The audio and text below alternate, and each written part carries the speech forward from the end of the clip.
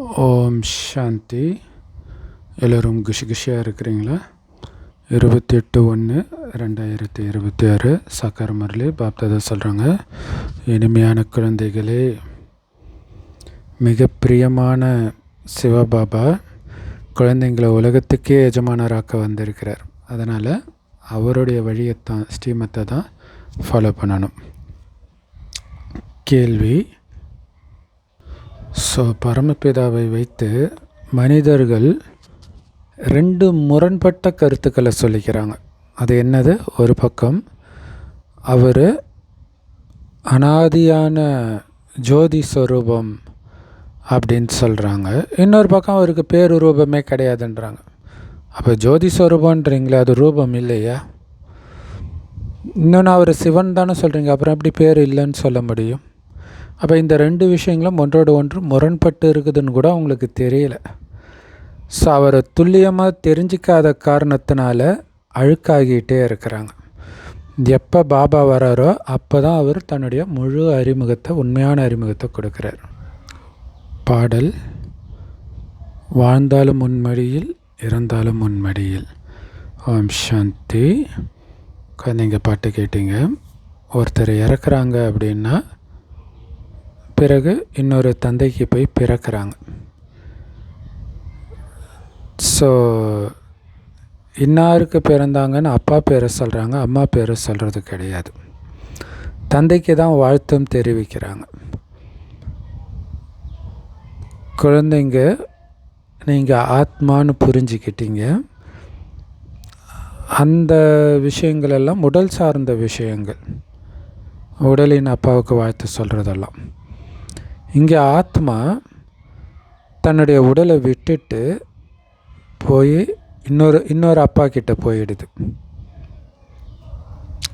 இந்த 84 பிறவியில் 84 லௌகீக தந்தைகள் உங்களுக்கு இருந்தாங்க.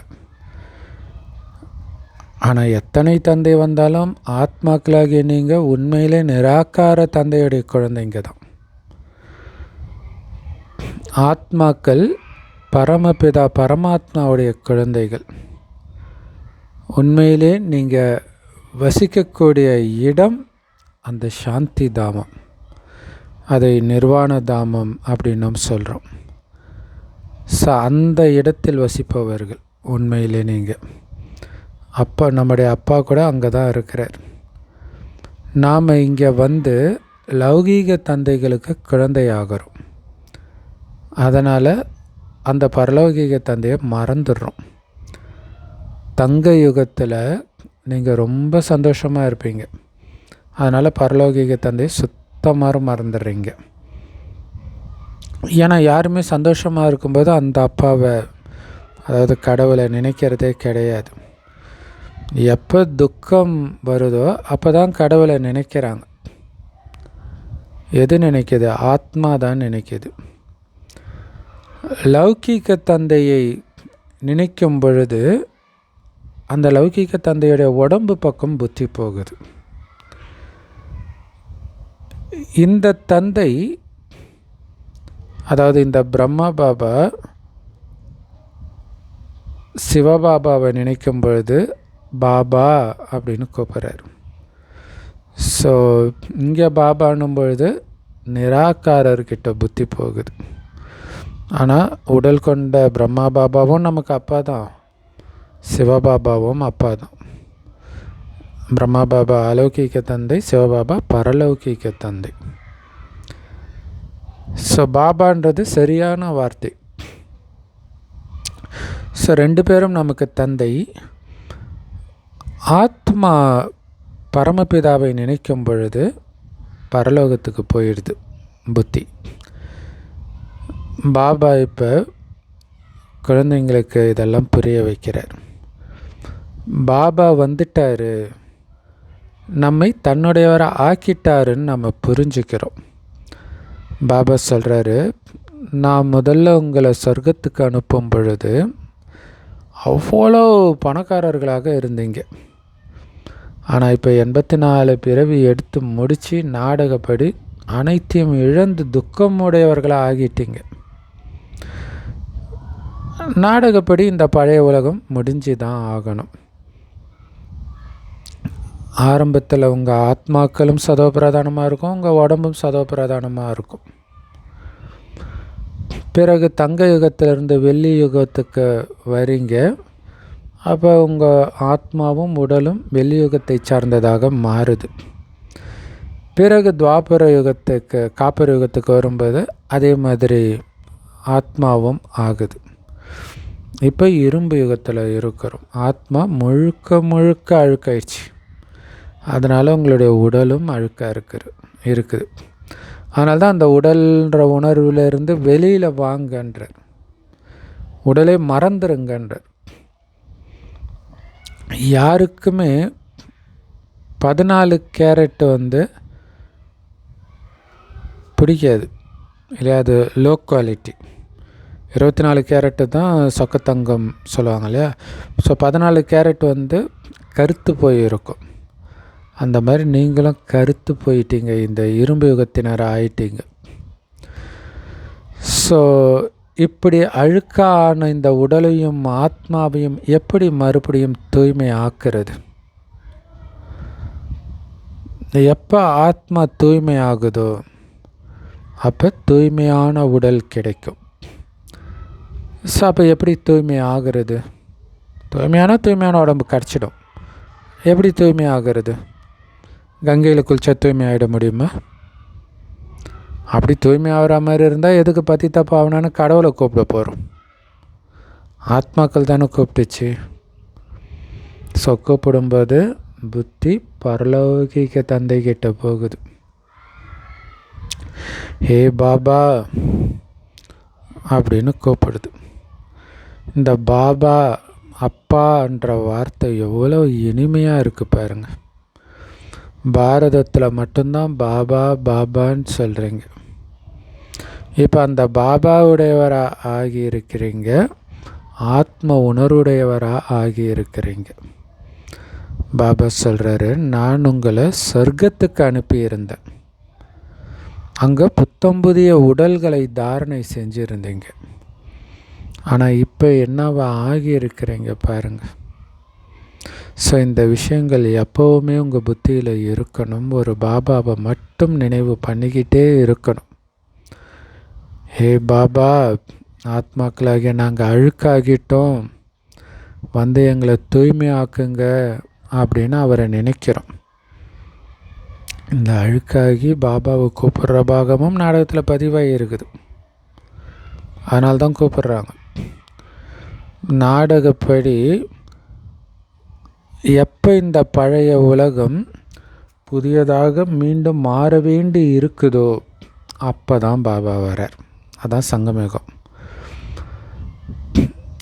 குழந்தைங்களுக்கு பாபா மிக மிக பிரியமானவர்னு நிச்சய புத்தி இருக்குது. ஸ்வீட்டஸ்ட்னு வாங்க இல்லையா? ஸ்வீட்டுன்னு யாரை சொல்லலாம்? உலகியல் உறவுகளை சொல்லலாம். ஸோ அப்பா தான் முதல்ல உங்களுக்கு ஜென்மம் கொடுக்கிறார். பிறகு ஆசிரியர், அவர்கிட்ட படிக்கிறீங்க, பதவி அடையிறீங்க. ஏன்னா ஞானம்தான் வருமானத்துக்கு ஆதாரம்னு சொல்கிறாங்க. ஸோ இங்கே பாபா கொடுக்குறாரு இல்லையா இந்த முரளி, இதுதான் ஞானம். யோகம்ன்றது நினைவு. பாபாவையும் அந்த முரளியில் உள்ள கருத்தையும் சதா நினைவு பண்ணுறது தான் யோகம். உங்களை சொர்க்கத்துக்கே எஜமானராக்குன அந்த எல்லையற்ற தந்தையை நீங்கள் மறந்துட்டீங்க. எப்படி சிவபாபா வராருன்னு யாருக்குமே தெரியறது கிடையாது.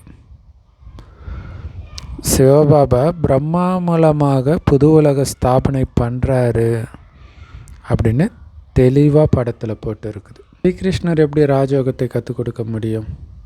ஏன்னா தங்க யுகத்தை அடைவதற்கு தான் ராஜயோகம். அதை தங்க யுகத்தில் இருக்கிற கிருஷ்ணர் எப்படி கொடுக்க முடியும்? இல்லை, அவர் தான் ஆல்ரெடி அடைஞ்சிட்டாரு. அடைந்தவர்கள் தானே அங்கே இருப்பாங்க, அவங்களுக்கு எதுக்கு அந்த ஞானம்? ஸோ அதனால் சங்கம யுகத்தில் சிவத்தந்தை தான் இந்த ஞானத்தை கொடுக்க முடியும். ஏன்னா சிவபாபா தான் தங்க யுகத்தை ஸ்தாபனை பண்ணுறார் இந்த பிரம்மா மூலமாக. ஸோ செய்பவர் செய்விப்பவர் ஒரு சிவபாபா தான். மனிதர்கள் திருமூர்த்தி பிரம்மா அப்படின்னு சொல்கிறாங்க.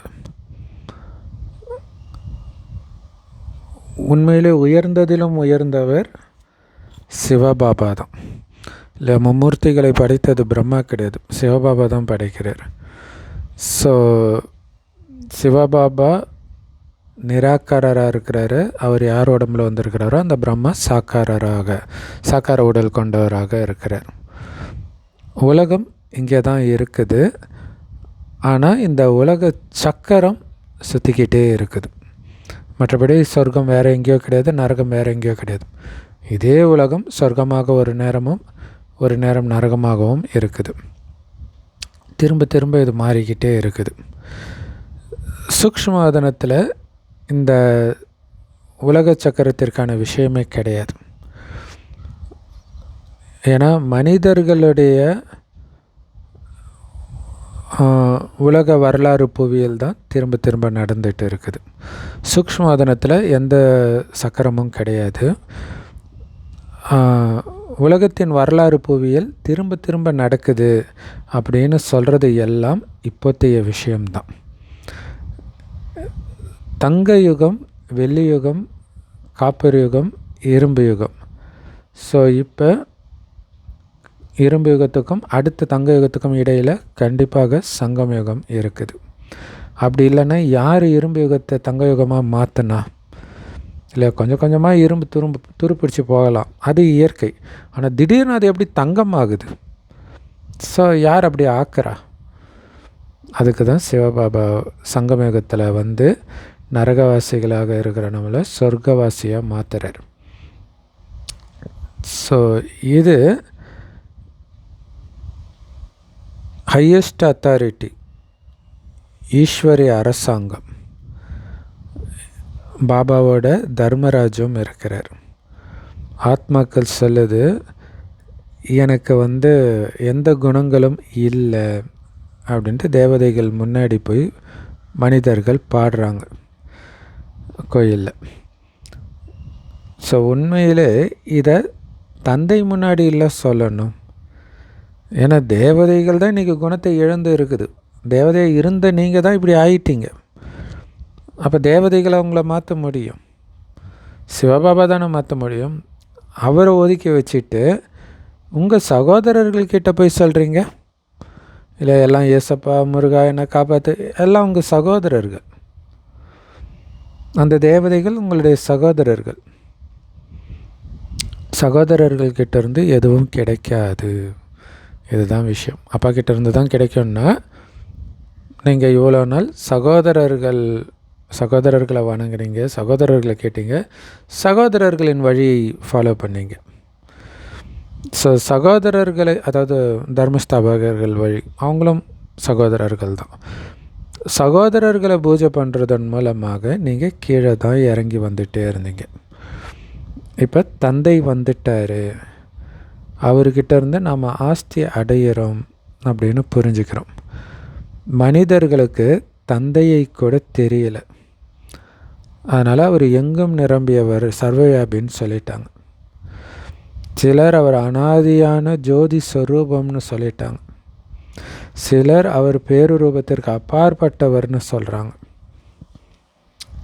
பாபா சொல்கிறாரு, அனாதியான ஜோதி ஸ்வரூபமாக அவர் இருக்கிறாருன்னா பிறகு எப்படி பேருரூபத்துக்கு அப்பாற்பட்டவராக இருக்க முடியும்? ஸோ தந்தையை பற்றி தெரியாததுனால்தான் மனிதர்கள் இவ்வளோ அழுக்காயிட்டாங்க. ஆனால் எல்லோருமே தமபிரதானம் ஆகி தான் தீரணும். ஸோ பிறகு எப்போ அப்பா வராரோ அப்போ தான் எல்லோரையும் சதோபிரதானமாக மாற்றுறார். எல்லா ஆத்மாக்களும் தந்தையோடு நிராகார உலகத்தில் இருக்கிறாங்க. பிறகு இங்கே அவங்களுடைய பாகத்தை நடிச்சுக்கிட்டு சதோ ரஜோ தமோ நிலைகளை கடக்கிறாங்க. ஸோ ஆத்மாக்கள் எல்லாம் பாபாவை நினைக்கிது. பாபா சொல்கிறாரு, நான் பிரம்மாவின் உடலை கடனாக எடுக்கிறேன். அதனால் பிரம்மா பாபா பாக்கியசாலி ரதமாகிறார். ஆத்மா இல்லாமல் ரதம் மட்டும் இருக்க முடியாது. இல்லையா? அப்படின்னு அர்த்தம் ஆத்மா இல்லாமல் உடம்பு மட்டும் இருக்காது. இது ஞான மழை.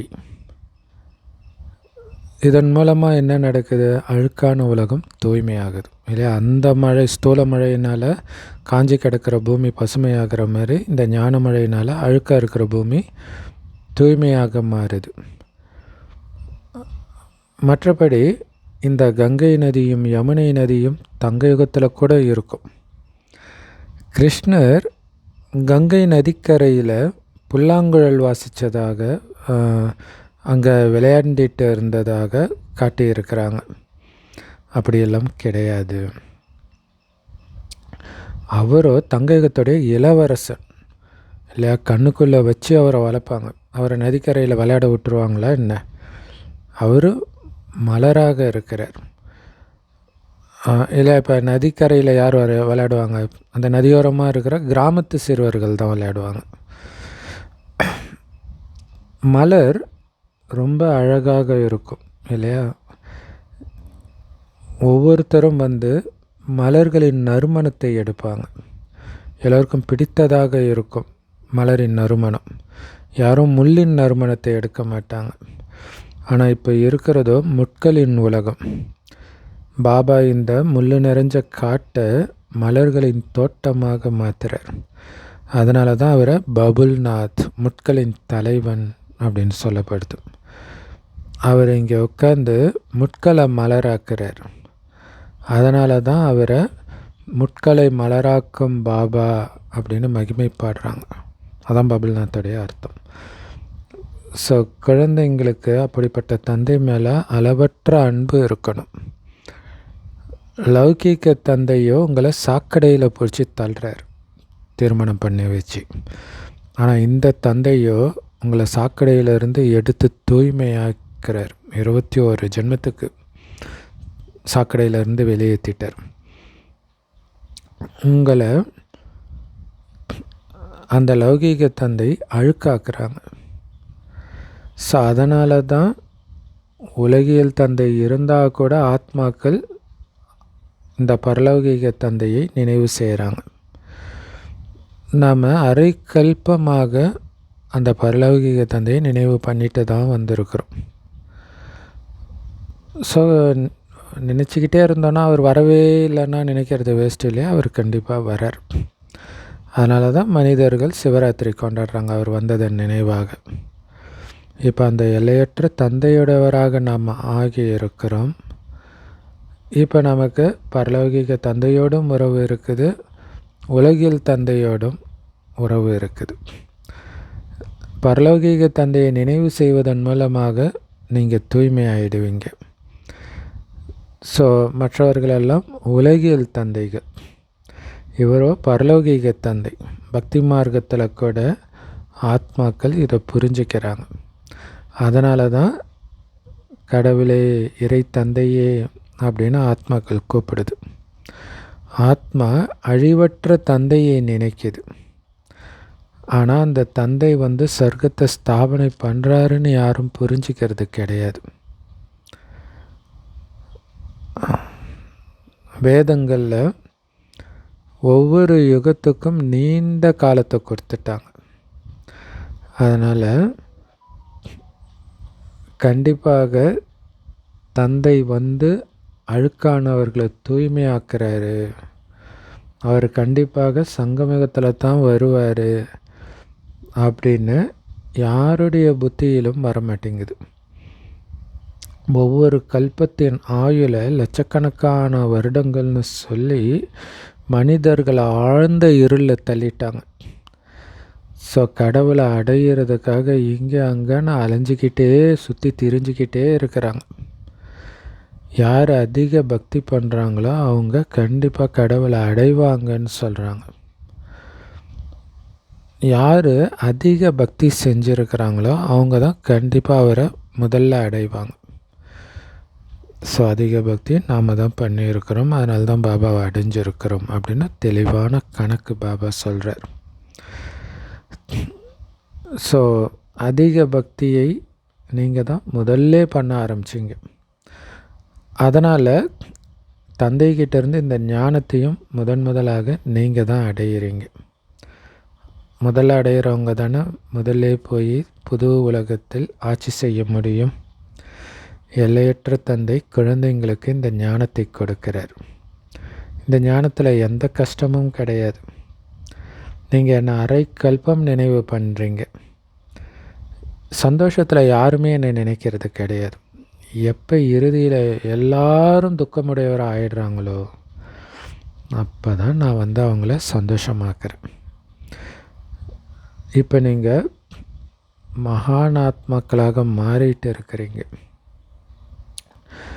பாருங்கள், சீஃப் மினிஸ்டர், பிரைம் மினிஸ்டருடைய பங்களாலாம் எவ்வளோ முதல் தரமாக இருக்குது இங்கேயே. அப்படி இருக்கும் பொழுது சொர்க்கத்தில் பசுவும் நீங்கள் பயன்படுத்தக்கூடிய பொருட்களும் கூட முதல் தரமானதாக இருக்கும். ஏன்னா நீங்கள் அவ்வளவு உயர்ந்த மகான் ஆத்மாக்களாக தேவதைகளாக ஆகிட்டு இருக்கிறீங்க. தெய்வீக குணமுடைய தேவதைகளாக சத்யுகத்தின் எஜமானர்களாக மாறிட்டு இருக்கிறீங்க. அங்கே உங்களுடைய மாளிகைகளில் வைரங்களும் வைடூரியங்களும் பதிக்கப்பட்டு இருக்கும். உங்களுடைய பொருட்கள் முதல் தரமானதாக தங்கத்தினால் பதிக்கப்பட்டவைகளாக இருக்கும். இங்கே எல்லாமே ரொம்ப ரொம்ப தாழ்ந்த தரமுடையதாக இருக்குது.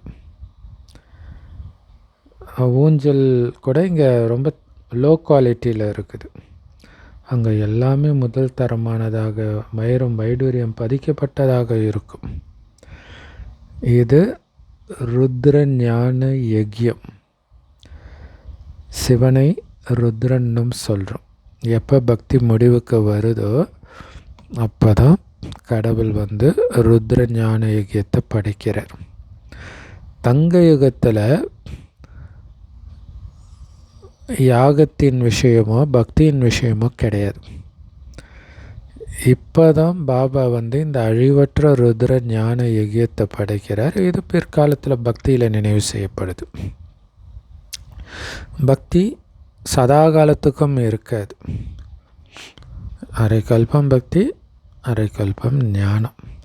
ஸோ பக்தியை இரவனும் ஞானத்தை பகல்னும் சொல்கிறோம். அதிலும் குறிப்பாக ஞானம் இப்போ தான் கிடைக்கிது. அங்கே ஞானத்துடைய பலனை அனுபவிப்போம் சத்தியுக திரேதாயுகத்தில். பாபா பகலை எடுத்துகிட்டு வர்றார், ஞானச்சூரிய நிலையா. அப்போ அப்படிப்பட்ட தந்தை மேலே குழந்தைங்களுக்கு அளவற்ற அன்பு இருக்கணும். பாபா உங்களை உலகத்துக்கே எஜமானராக்கிறார். மிக மிக பிரியமான தந்தை அவர். அவரை விட அன்பானவர் யாருமே இருக்க முடியாது. ஸோ அப்படிப்பட்ட அன்பான தந்தையைத்தான் நீங்கள் அரை கல்பம் நினைவு பண்ணீங்க. பாபா எங்களுடைய துக்கத்தை எல்லாம் நீக்குங்கன்னு நினச்சிங்க. இப்போ பாபா வந்துட்டார். சொல்கிறாரு, நீங்கள் உங்கள் குடும்பத்தோட உங்கள் வீட்டிலேயே தான் இருக்கணும். எவ்வளோ நேரம் மதுபனில் பாபாவோடவே இருக்க முடியும்? உண்மையிலே பாபா கூட இருக்கணும்னா அது பரந்தாமத்தில் தான் முடியும். ஏன்னா இங்கே நிறைய பேர் மதுபனில் தங்க முடியாது இல்லையா? ஸோ ஆசிரியர் எப்படி கேள்வி கேட்பார்?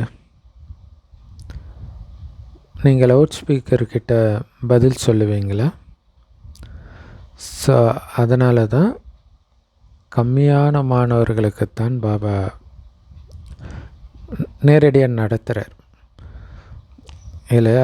ஏன்னா பாபா கேள்வி கேட்கும் பொழுது நிறைய பேர் கூட்டிட்டாங்கன்னா எப்படி பதில் சொல்லுவீங்க? லவுட் ஸ்பீக்கருக்கு தான் கேட்கும். இல்லை எங்கே பார்த்தாலும் லவுட் ஸ்பீக்கரை வச்சு லட்சக்கணக்கான பேரை முன்னாடி சொன்னால் நீங்கள் பதில் சொல்கிறது பாபாவுக்கு எப்படி தெரியும்?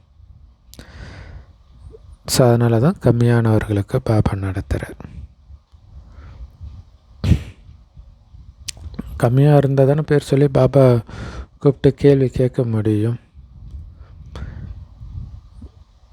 ஸோ நிறைய கல்லூரிகள் இருக்குது இங்கே, இந்த ஞானத்தின் கல்லூரிகள். பிறகு எல்லாத்துக்கும் பரீட்சையும் நடக்கும். அதுக்கு ஒரு லிஸ்ட்டு தயார்படுத்துகிறாங்க. சாரி, இது வந்து ஜென்ரலாக சொல்கிறார், மற்ற காலேஜ் உலகில் கல்லூரிகளை சொல்கிறார். இங்கே சிவத்தந்தை மட்டும்தான் உங்களுக்கு டீச்சர் சொல்லிக் கொடுக்குறார். எல்லோருமே அந்த பரலௌகிக தந்தையை துக்கத்தில் நினைக்கிறோம் அப்படின்னு நீங்கள் புரிய வைக்கணும். ஸோ அப்படிப்பட்ட தந்தையே இங்கே வந்திருக்கிறார். துக்கத்தின் பொழுது அவர் நினைக்கிறது துக்கத்துலேருந்து காப்பாற்ற தானே. அப்போ அவரே நேரடியாக வந்திருக்கிறாருன்னா துக்கத்துலேருந்து காப்பாற்றுற வேலையை தானே அவர் பண்ணுவார். மகாபாரத யுத்தம் உங்கள் முன்னாடி இருக்குது. கிருஷ்ணர் கூட அந்த மகாபாரத யுத்தத்தின் பொழுது வந்ததாக மனிதர்கள் புரிஞ்சுக்கிறாங்க. அது தப்பு, சாத்தியம் கிடையாது. மனிதர்கள் ரொம்ப குழம்பி போயிட்டாங்க. இருந்தாலும் கிருஷ்ணரை நினச்சிக்கிட்டே இருக்கிறாங்க. ஸோ சிவபாபாவை மாதிரி ஸ்ரீ கிருஷ்ணரும் மிகவும் பிரியமானவர் தான். ஆனால் அவர் சாக்காரி, சிவபாபா நிராகாரி. அந்த நிராகார தந்தை தான் அனைத்து ஆத்மாக்களின் தந்தை. நிராகாரர்னா உடம்பு இல்லாதவர். அவர் தான் அனைத்து ஆத்மாக்களின் தந்தை. மற்றபடி கிருஷ்ணரும் சரி சிவபாபாவும் சரி மிக மிக பிரியமானவர்கள் தான். ஸ்ரீகிருஷ்ணரும் உலகத்துக்கு எஜமானராக இருக்கிறார். ஸோ ஆனால் யார் அதிக அன்பானவர்னு நீங்களே முடிவு பண்ணிக்கலாம். சிவபாபா தான் உங்களை கிருஷ்ணர் மாதிரி தகுதி வாய்ந்தவராக மாற்றுறார். கிருஷ்ணரையும் அவர் தான் மாற்றினார். அப்போ யார் அன்பானவர் இல்லையா? ஸ்ரீகிருஷ்ணர் என்ன பண்ணுறார்? பாபா தான் அவரை அப்படி ஆக்குனது. ஸோ அப்போ பாபாவுக்கு தான் மகிமை அதிகமாக இருக்கணும். சங்கர் நடனம் ஆடுற மாதிரி காட்டிட்டாங்க. உண்மையிலே நடனம் ஆடுற விஷயம்லாம் கிடையாது. அவருக்கு உடம்பே கிடையாது. அவர் எப்படி டான்ஸ் ஆடுவார்?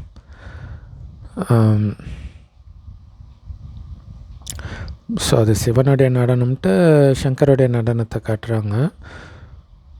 நீங்கள் எல்லோருமே பார்வதிகள் தான் அப்படின்னு பாபா புரிய வைக்கிறார்.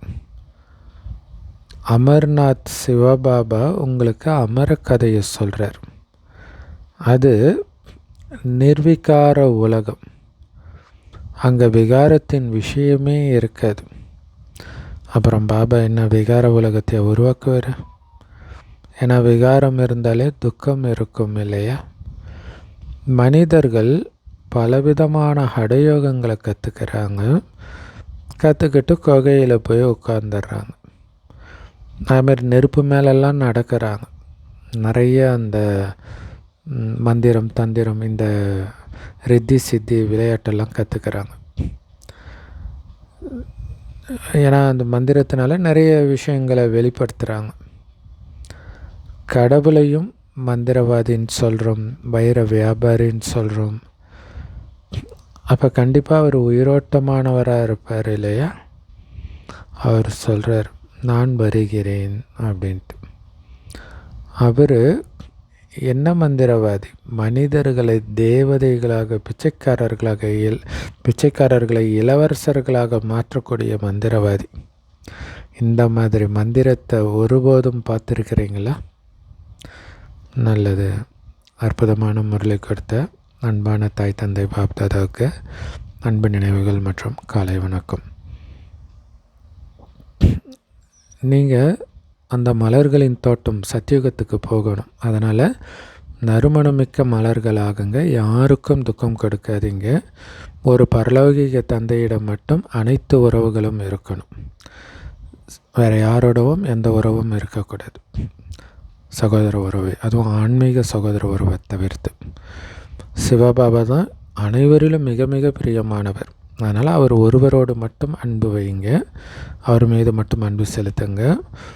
அந்த சுகத்தின் வள்ளல் தந்தையை நினைவு பண்ணிக்கிட்டே இருங்க.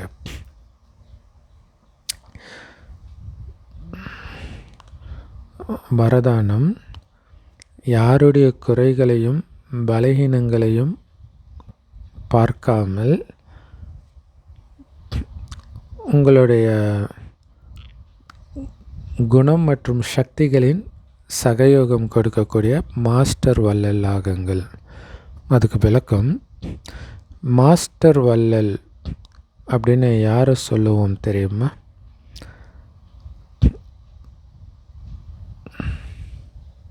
ஸோ உலகத்தில் உள்ள எல்லா ஆத்மாக்களுக்கும் அப்பாவின் ஆஸ்தி அடையிறதுக்கான உரிமை இருக்குதுன்ற ஆன்மீக உணர்வு யாருக்கு இருக்குதோ அவங்க தான் மாஸ்டர் வள்ளல். இல்லை, எனக்கு எப்படி என் அப்பாவின் சொத்தின் மீது உரிமை இருக்கோ அது மாதிரி ஒவ்வொருத்தருக்கும் உரிமை இருக்குது. இல்லை, ஒரு மூத்த சகோதரன் தான் இளைய சகோதர சகோதரிகளுக்கு சொத்தை பிரித்து கொடுப்பாங்க இல்லையா? அந்த மாதிரி மூத்த சகோதரர்கள் நாம் இப்போ எல்லோருக்கும் இந்த உரிமை இருக்குது அப்படின்னு கொடுக்குறோம் பாருங்கள், அவங்க தான் மாஸ்டர் வள்ளல். அதனால் மற்றவர்களுடைய குறைகளை பலகீனங்களை பார்க்குறதுக்கு பதிலாக தன்னுடைய குணங்கள் மற்றும் சக்திகளின் சகயோகத்தை மற்றவர்களுக்கு கொடுத்து அவர்களையும் சக்தியில் குணங்களில் சிறந்தவர்களாக அவங்க மாற்றுவாங்க, மாஸ்டர் வள்ளலாக இருக்கிறவங்க. ஸோ அதனால் இவர் எல்லாம் மாற மாட்டார்ப்பா, இவர் எப்போவுமே இப்படி தான் அப்படின்னு நினைக்கிறதுக்கு பதிலாக ஸோ அனைவரையும் ஸோ அப்படி பலகீனம் உள்ளவர்களை கூட பாபாவுக்கு சமமாக்கணும் அப்படிங்கிற சுப பாவனை மட்டுமே இருக்கணும். இது கூடவே திவாலாகி துக்கத்தின் உச்சத்தில் அசாந்தியில் இருக்கக்கூடிய ஆத்மாக்களை சுகம் நிரம்பிய, அமைதி நிரம்பிய, செல்வம் நிரம்பிய ஆத்மாக்களாக மாற்றணும் அப்படிங்கிற உயர்ந்த ஆசை எப்போவுமே இருக்கட்டும். அப்போ தான் உங்களை மாஸ்டர் வள்ளல் அப்படின்னு சொல்ல முடியும். இல்லை, மற்றவர்களும் நம்மை மாதிரியே ஆக்கணும்.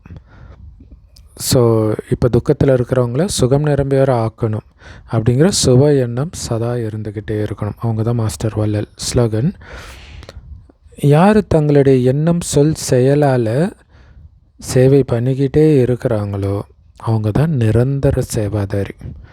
ஸோ அவர்களுடைய ஒவ்வொரு சுவாசத்திலும் சேவை கலந்திருக்கும். சூப்பர் இல்லையா? இடைவிடாத சேவாதாரி, மகாதானி அப்படின்னா எண்ணம் சொல் செயலால் பாபாவை வெளிப்படுத்திக்கிட்டே இருக்கிறவங்க, அவங்க தான் நிரந்தர சேவாதாரிகள். அவ்யக்த இஷாரா: பந்தனத்திலிருந்து விடுபட்டு ஜீவன் முக்தி வாழ்க்கையை அனுபவம் பண்ணுங்கள். முதல்ல உங்களுடைய உடலின் உறவுகள், இந்த பழைய உலகத்தின் நினைவுகள், இதிலிருந்து முக்தி அடையுங்க, விடுபடுங்க. ஸோ இந்த முக்தியை அனுபவம் செய்த பிறகு தான் உங்களால் ஜீவன் முக்தியை அனுபவம் பண்ண முடியும். ஸோ அதனால் இந்த வாழ்க்கை வாழ்ந்துக்கிட்டு இருக்கும் பொழுதே இந்த பழைய உலகம் மற்றும் சரீர உறவுகளின் ஈர்ப்பிலிருந்து எந்த அளவுக்கு நீங்கள் விலகி இருக்கிற அப்படின்னு செக் பண்ணிக்கிட்டே இருங்க. ஏன்னா இதிலிருந்து விலகாமல் ஜீவன் முக்தி வாழ்க்கையை உங்களால் அனுபவம் பண்ண முடியாது. ஸோ அதுக்கு பாபா, பரந்தாமம், சொர்க்கம் இதை பற்றிய சிந்தனையிலே இருக்கணும். இதில் பிஸியாக இருக்கும்போது தானாகவே இந்த விஷயங்கள்லேருந்து சரீர கவர்ச்சி, இந்த உலகியல் கவர்ச்சியிலேருந்து புத்தி விலகி இருக்கும். Om Shanti. Love you Bap Dada. Thank you Bap Dada. குஷியாக இருங்க, குளிர்ச்சியாக இருங்க.